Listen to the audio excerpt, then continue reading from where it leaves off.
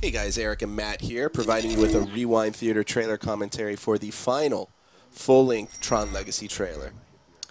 And here we're sort of going quickly through the backstory, which leads us up to our adventure with Sam Flynn, basically being, I guess you would say, abandoned by his father. But his father disappeared, and he's been alone for about 30 years.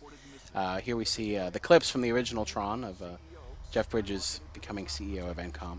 Yeah, you know, a lot of this footage has actually been played out in some of the trailers in the past, and we've already done some rewinds on them. You can see them in the playlist to our right here. So I'm going to actually scroll forward to the first kind of new thing in this trailer, and that's going to be right here. Well, first, let's start here. We've seen Sam kind of come to his father's arcade. We've seen him, you know, investigate, get sucked into the computer world. The infamous laser.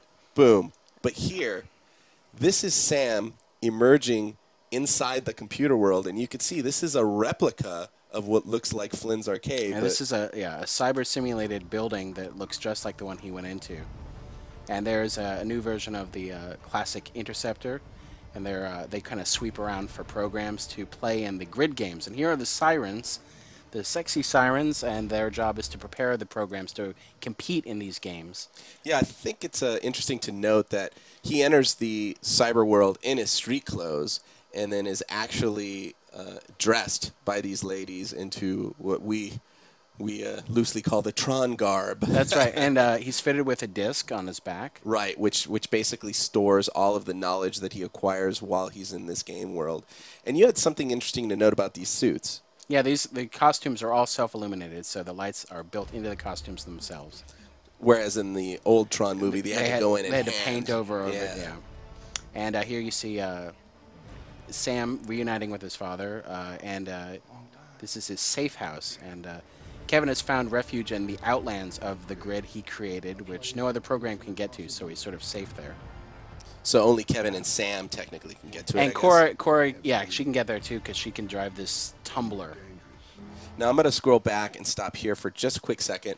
This looks to be a modified version of the, I don't know the exact name of it, but I call it a stream sailor from the first Tron movie. You can see the sails at the front end of this ship, and what it would do is it would kind of rise up and connect with this data stream and then ride along it. That's, yeah, you can see that right now it's sort of in the outlands, and ahead with that glow is Grid City.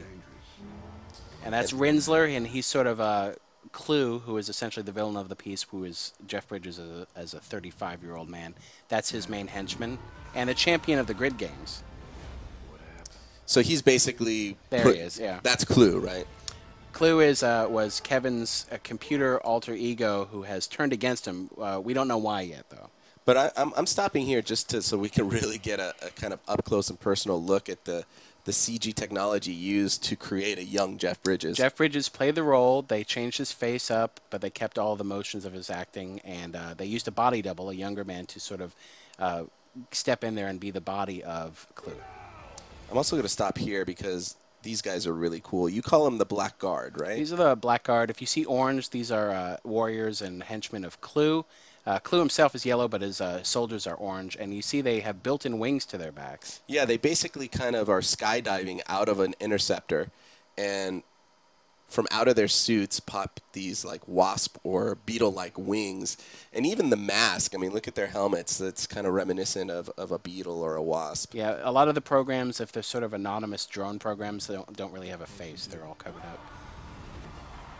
So we got some more of the grid games here. Pretty exciting stuff. We've got Olivia Wilde's Cyber Warriors, Cora, and she's kicking some butt. You can see the Black Guards here. Yeah, and you can kind of see the wings that we saw in the earlier shot on their back as well. The folded up wings. Yeah, yeah. And then you can see there's a Clue riding the cycle, and he's all in yellow. I'm going to stop here, too. This tattoo, it's like a cyber tattoo on Quora. We have no idea what it stands for or what it means. It means number 7 with fried rice. Exactly. It's obviously important, though, if it's in the trailer here. So, and this guy, I'm going to stop here because that's Clue, a very angry Clue, and it looks like he has discovered Kevin Flynn's safe house. Yeah, and he's not too happy about discovering it or his choice of serveware. I'm also going to stop on one more shot here, and this is these kind of solar solar planes, I guess, or light planes they call them.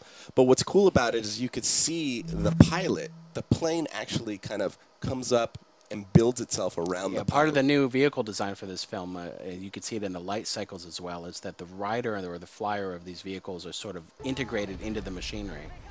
And clearly they're chasing what looks to be Kevin here, right? Or Sam, I'm sorry. Sam or some good guy because they're in blue. Well, I guess we'll find out come December, but I can't wait to see this movie in 3D.